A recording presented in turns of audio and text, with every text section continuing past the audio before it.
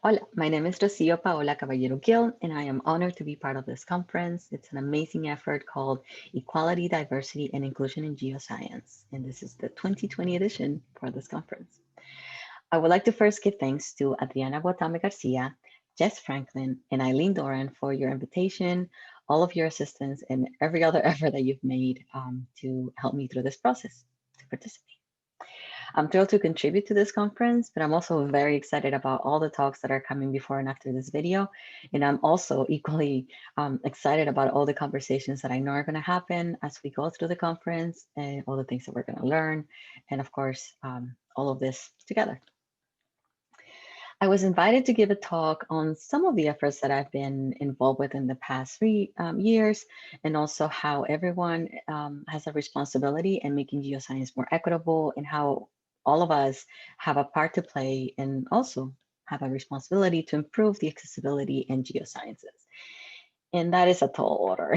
In fact, I dragged my feet for quite a bit in making this recording, partly because talking about all of these things, the work that we need to do to make geoscience more accessible, more inclusive, all the things that we need and want can be a little overwhelming. And it requires consistent and intentional work. And even though I've had quite a bit of experience in the last, throughout the years with my work inside of GeoLatinas and outside of GeoLatinas, even with that experience, I was still overwhelmed. And so the question that I kept thinking about was why? I know it's a lot of work, but why?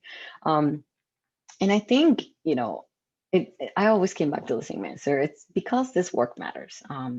To have a more inclusive field, to have a more accessible field. It goes beyond all of the bottom line phrases that we can have.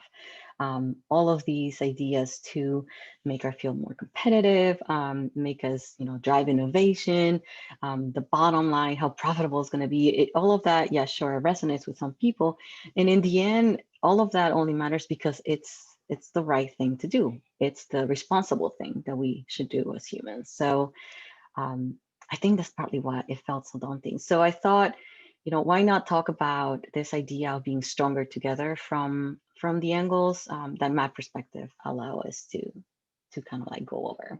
So to be stronger together to me means three main things. First of all, it means to realize that much of this work requires intentional work, intentionality in our actions. The second thing is that we need to honor that we are working with people. And because of that, even though we're geoscientists, we're working with people. And so relationships are going to matter.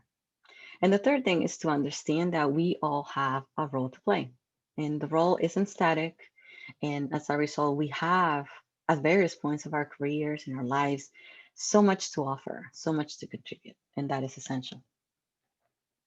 So looking at this idea of intentionality in our actions is super important, mostly and if anything, because we have limited time and energy. And I know that, and I know you know that. And even looking outside of this year when we were thrown into the, a new normal and forced to troubleshoot things, perhaps even troubleshoot a lifestyle that we wasn't sustainable. This idea of being intentional of where our time goes and our energy goes matters for being able to be stronger together, to create the change that we want to create. And so in my particular case, I have a chronic illness. The name is myasthenia gravis, and it's a variable invisible disorder. So I have to play things day by day. I can go on and on about this. And one of the good things about this, having this, not that it's a great thing, but one of the things that comes with dealing with a chronic disorder that's highly variable is that you are a little bit more conscious of where your time and your energy has to go every step of the way throughout the day. And so if I listen to my body, and I'm not always great at listening to my body, but if I do, I can tune in and I can figure out, okay, this is what I'm doing, this is what I'm given in terms of time and energy, and then adjust accordingly. And so translating that into the work that we want to do to make geoscience more equitable, sometimes we fall into this trap of thinking that we need to come up with something else. We need to create this initiative. We need to create all of these programs and put our time and our efforts in there. And, these programs are good and we need them. And what I want you to take away from this is that we also need to translate this work outside of those spaces. We need to embed them in our lives, in our career paths, in our way of doing things. And so that's when intentionality comes into play. We have to be intentional with the things that we want and expect in terms of making our field more equitable, and translate that to how does that look in our jobs. For example, and just to give you a little example, is how do we put it into practice in our own lives? So if I see something, if I witness discrimination, if I witness exclusion of someone or a group, if there's some bias that I can see, what do I do about it? And that is the bottom line of being intentional with this way of conducting ourselves, of doing things. To be stronger together also means that, like I mentioned earlier, we need to honor that we're working with people. And I know we're geoscientists and we are perhaps used to inanimate things many times, not always, because we are, interdisciplinary. But at the same time, we need to realize that at this level, we are working with people and we need to engage in relationships, and to engage with others in working towards a more equitable geoscience. Then to actually be stronger together, then we need to almost focus our attention on specific things that matter for that.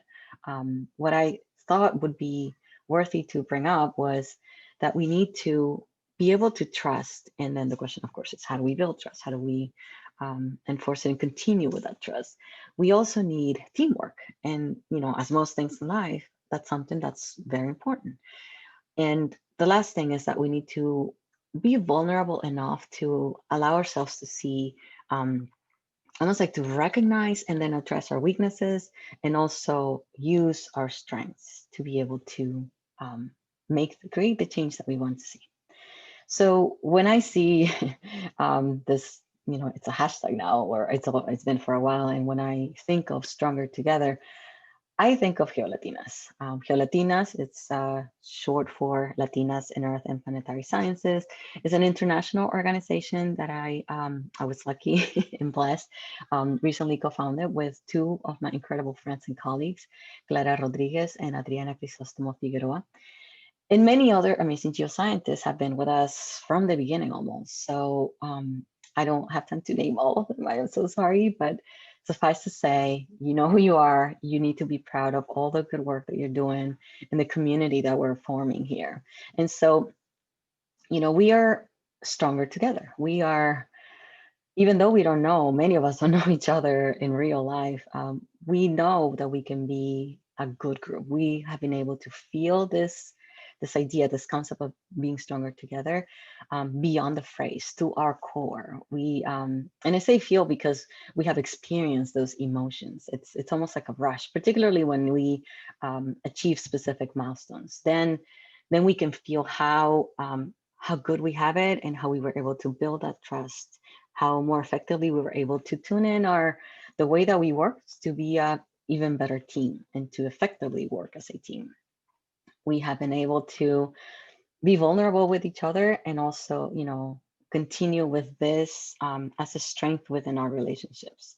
And we use the little things. We take the intentional steps. We have conversations that foster this idea of being open, being transparent, being vulnerable.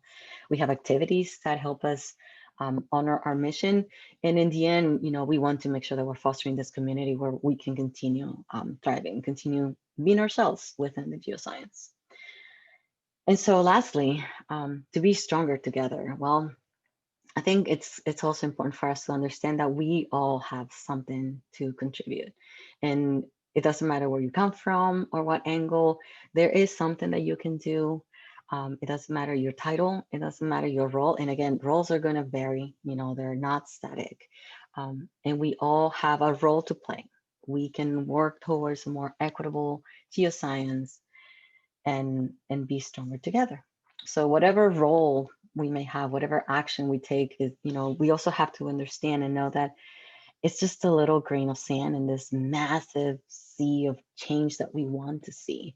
And so we really, really need every single of those grains of sand. We need to honor them. We need to be proud of them. We need to keep fostering and continue working with them. And again, it's because every single one of us counts, and every single one can really help make geoscience more accessible, more inclusive, more of everything that we want, really. And that way we can be stronger together. So I hope that you had a few nuggets of, some things that I said here resonated with you. Thank you so much for inviting me to the space and share some of my experience. And I wanted to say thank you, especially to Jordan, Clara, and Hendrata, because as I prepared this presentation, I drew some inspiration from them. And of course, to our amazing audience, I hope that you have a wonderful time. And to our amazing GeoLatinas, I really hope that again, you're proud, and this probably goes also beyond the GeoLatinas group. All of you, all of us working towards more equitable geoscience. The work is ongoing. This is just, we're riding a wave and we're on a high, and there's a lot of action, but we have to remember that this is going to be ongoing, and that this is for the long term, and that we're doing well. Remember to rest, and let's continue being stronger together. I'll see you later.